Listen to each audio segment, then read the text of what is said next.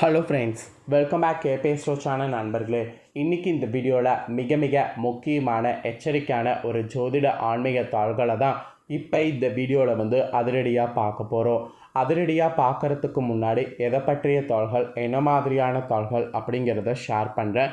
எதை பற்றிய தாள்கள், என்ன மாதிரியான தாள்கள் அப்படிங்கிறத தெளிவாக இந்த வீடியோவில் தெரிஞ்சுக்குங்க. ஸோ தெரிஞ்சு அதற்கேற்ப நடந்து பலன் பெறுங்க. ஆக்சுவலி இப்போ 2025 ஆண்டில் மிகவும் முக்கியமான மாதமான மார்ச் மாதமானது நடந்துகிட்ருக்கு. இந்த மார்ச் மாதத்தில் மார்ச்சுடைய 29ஆம் தேதி ஒரு அதி முக்கியமான நாளாக வருது. இந்த மார்ச் 29ஆம் தேதி என்ன முக்கியமான நாள்னால் சனிக்கிழமை அமாவாசையானது வருது. வரக்கூடிய அமாவாசை பங்குனி மாதத்தில் 15ஆம் தேதி வருது. ஆக்சுவலி இந்த அமாவாசை பங்குனியில் வரக்கூடிய சனி அமாவாசை. மற்ற மாதங்களில் வரக்கூடிய அமாவாசை காட்டிலும் சனி மாதத்தில் வரக்கூடிய அமாவாசை பங்குனியில் வருவது ரொம்ப விசேஷம். மற்ற மாதங்களில் அமாவாசை வருவது சாதாரணமாக இருக்கும். ஆனால் பங்குனியில் வரக்கூடிய அமாவாசை பயங்கரமானது. அதுவும் சனிக்கிழமை வரும்போது அது ரொம்பவே பயங்கரமானது. இந்த சனி அமாவாசையில் ஒவ்வொரு ராசிக்காரங்களுக்கும் கிரக சேர்க்கையினால் தலையெழுத்து மாறும். அப்படி தலையெழுத்து மாறுவதை அந்தந்த ராசிக்காரங்க தெரிஞ்சு பலனடையணுங்கிறதுனால ஒவ்வொரு ராசிக்கும் என்ன தலையெழுத்து மாறுது அப்படிங்கிறத ஷேர் பண்ணிகிட்ருக்கேன். அதில் இன்றைக்கி இந்த வீடியோவில் கன்னி ராசிக்காரங்களுக்கு ஷேர் பண்ண போகிறேன். கன்னி ராசியில் பிறந்தவங்க உங்களோட ராசிக்கு இந்த டைம் என்ன தலையெழுத்து மாறுங்கிறத தெரிஞ்சுக்குங்க. கிரகநிலைகள் என்ன சேரும், ஏது சேரும் அப்படிங்கிறத எல்லாமே தெரிஞ்சுக்குங்க. எல்லாமே தெரிஞ்சுக்கிட்டு அதற்கேற்ப நடந்து பலன் பெறுங்க. அதுக்கு முன்னாடி இந்த டைம் நீங்கள் பண்ண வேண்டிய ஆன்மீக ரீதியான பரிகாரம் ஒன்று இருக்குது. அது என்னங்கிறதும் இந்த வீடியோவில் உங்களுக்கு ஷேர் பண்ணுறேன். அதையும் இந்த வீடியோவில் தெரிஞ்சுக்குங்க. ஆக்சுவலி இந்த சனி அமாவாசை அன்னைக்கு மீன ராசியில் சனி பயிற்சி இருக்குது. சனி பயிற்சி, சூரிய கிரகணம் இதெல்லாம் இருக்கிறதுனால இந்த சனிக்கிழமை ரொம்ப ஆபத்தானதாக சொல்லப்படுது. இந்த அமாவாசையில் என்ன நடக்குங்கிறத தெரிஞ்சு அதற்கேற்ப நடந்து பலன் பெறுங்க. வாங்க பலன் என்னங்கிறத பார்க்கலாம். எண்ணங்களுக்கு செயல் வடிவம் கொடுக்கக்கூடிய கன்னிராசி நேயர்களுக்கு இந்த அமாவாசை ஒரு பயங்கரமானதாக இருக்க போகுது.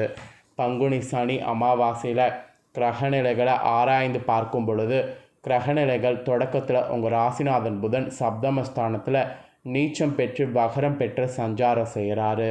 மேலும் ஜென்ம ராசியில் கேது இருக்கிறாரு. ஜென்ம ராசியில் கேது சப்தமஸ்தானத்தில் நீச்சம். இந்த மாதிரி இருக்கிறதுனால எதிர்மறையான சிந்தனைகள் அதிகரிக்கும். ஸோ தயவு செய்து எதிர்மறையான சிந்தனைகளை நீங்கள் குறைத்துக்கொள்ளணும். எதிர்மறையான சிந்தனைகளை நீங்கள் குறைத்துக்கிட்டாவே உங்களுக்கு பாதி ப்ராப்ளங்கள் தீரும். ஸோ எதிர்மறையான சிந்தனைகள் குறைத்துக்குங்க. இதுதான் உங்களுக்கு நல்லது என்று சொல்லப்பட்டிருக்கு. அதுக்கப்புறம் எல்லாவற்றிலுமே தடை தாமதங்கள் ஏற்படும். அதனால் எல்லாவற்றிலுமே கவனமாக செயல்படணும். பொருளாதாரத்தில் ஒரு விதமான பற்றாக்குறையும் புதிய முயற்சிகளில் போராட்டமும் ஏற்படலாம். கடுமையாக முயற்சித்தாலும் சில காரியங்கள் கடைசி நேரத்தில் கை நழுவி செல்லும். அதனால் இந்த சனி அமாவாசையில் எதை செய்கிறதாக இருந்தாலும் திட்டமிட்டு செய்யணும். எதையுமே திட்டமிட்டு செல்ல இயலவில்லையே என்று கூட சில சமயம் சூழ்நிலை இருக்குது. திடீரென மாற்றங்கள் வரும். இந்த மாதிரி நிறைய இருக்கிறதுனால எதுக்கும் கவலைப்பட வேண்டாம். எல்லாத்தையும் அட்ஜஸ்ட் பண்ணி கொண்டு போங்க. அதுதான் உங்கள் ராசிக்கு ஒரு எச்சரிக்கையாகவே இந்த டைம் சொல்லப்பட்டிருக்கு.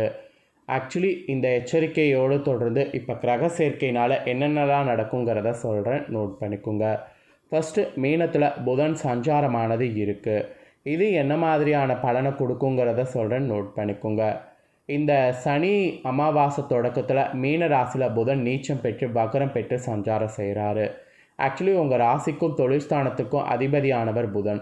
அவர் வலிமை இழப்பதால் தொழில் வளர்ச்சியில் இடையூறு ஏற்படும். அது மட்டும் இல்லாமல் எதிரிகளுடைய பலம் அதிகரிக்கும். உத்தியோகத்தில் ஒரு சிலருக்கு பணி நீக்க செய்யப்படக்கூடிய அளவிற்கு பிரச்சனைகள் வரலாம். மேல் அதிகாரிகள் உங்கள் திறமைக்குரிய அங்கீகாரத்தை வழங்க மாட்டாங்க. உடல்நிலையில் கூட சிறு சிறு தொல்லைகள் கொண்டே இருக்கும். உற்சாகம் குறையும். நினைத்த காரியத்தை நினைத்த நேரத்தில் செல்ல இயலாது. ஸோ இந்த மாதிரி ஒரு பயங்கரமான ஒரு ஆப்பு இருக்குது. அதனால் ரொம்ப ஜாக்கிரதையாக இருக்கணும் என்பது உங்கள் ராசிக்கு எச்சரிக்கையாக சொல்லப்பட்டிருக்கு. நெக்ஸ்ட்டு அடுத்த கிரக சேர்க்கை என்னென்னா கும்ப புதன் சஞ்சாரம். இந்த சஞ்சாரம் உங்களுக்கு என்ன மாதிரியான தாக்கத்தை கொடுக்குங்கிறத ஷேர் பண்ணுறேன். இதனால் என்ன தாக்கங்கிறத தெரிஞ்சுக்குங்க. இந்த சனி அமாவாசையில் புதன் வகர இயக்கத்தில் கும்பராசிக்கு வராரு. இந்த காலம் உங்களுக்கு இனிய காலமாக அமையும்.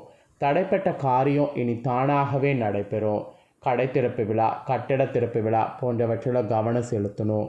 உத்தியோகத்தில் மேலதிகாரிகள் உங்களுக்கு வேண்டிய சலுகைகளை கொடுப்பாங்க. ஒரு சிலருக்கு ஊதிய உயர்வோடு கூடிய இடமாற்றம் ஏற்படலாம். ஆகார கட்டுப்பாட்டின் மூலம் ஆரோக்கியம் சீராகும். வங்கி கடனை கொடுத்து மகிழ வாய்ப்புகள் உருவாகும். புதிய உத்தியோகத்திற்கு முயற்சித்த உங்களுக்கு அது கைகூடும். ஸோ இந்த மாதிரி பாசிட்டிவான பலன்கள் உங்களுக்கு கிடைக்கும். இது கும்ப புதன் சஞ்சாரத்தினால உங்களுக்கு இந்த மாதிரியான பலன் கிடைக்கும் என்பது குறிப்பிடப்பட்டிருக்கு. நெக்ஸ்ட்டு மீனத்தில் சுக்கிரன் வக்ரம் இருக்கிறதுனால இது என்ன மாதிரியான பலனை கொடுக்குங்கிறத சொல்கிறேன், நோட் பண்ணிக்கோங்க. மீனத்தில் உள்ள சுக்கிரன் இந்த சனி அமாவாசை முழுவதும் வக்ரம் பெற்று சஞ்சாரம் செய்வார். ஆக்சுவலி அசுர குருவான சுக்கிரன் வக்ரம் பெறுவது ஒரு வழிக்கு நன்மை தான். இருந்தாலும் உங்கள் ராசிக்கு தனாபதியாகவும் பாக்கியாதிபதியாகவும் விளங்குவர் சுக்கிரன். அவர் வக்ரம் பெறதுனால தனவரவில் தடைகள் ஏற்படும். பிறருக்கு பொறுப்பு சொல்லி வாங்கி கொடுத்த தொகையில் பிரச்சனைகள் ஏற்படலாம். அந்த மாதிரியெல்லாம் செய்ய வேண்டாம். ஒரு கடன் அடைக்க மற்றொரு கடன் வாங்கக்கூடிய சூழ்நிலை உருவாகும். பண பற்றாக்குறையின் காரணமாக விலை உயர்ந்த பொருட்களை விற்க நேரிடும். வீடு மாற்றம், இடமாற்றம் ஏற்படுவதற்கு சூழ்நிலை அமையும். இந்த சூழ்நிலையெல்லாம் சமாளித்து நீங்கள் செயல்படணும் என்பது உங்களுக்கு குறிப்பிடப்பட்டிருக்கு. இது மீனத்தில் சுக்கிரன் வக்ரம் பெறுறதுனால இந்த மாதிரியான பலன் கிடைக்கும் அப்படிங்கிறது சொல்லப்பட்டிருக்கு. அதுக்கப்புறமா பார்த்தீங்கன்னு வச்சுக்கோங்களேன், கடகத்தில் செவ்வாய் சஞ்சாரம் செய்ய போகிறாரு. இந்த கிரக சேர்க்கையினால் என்ன பலன்கிறத ஷேர் பண்ணுற, நோட் பண்ணிக்கோங்க. ஆக்சுவலி சனி அமாவாசைக்கு பிறகு பங்குனி 24ஆம் தேதி கடகராசிக்கு செல்வார் செவ்வாய். அங்கு நீச்சமும் பெறுறாரு.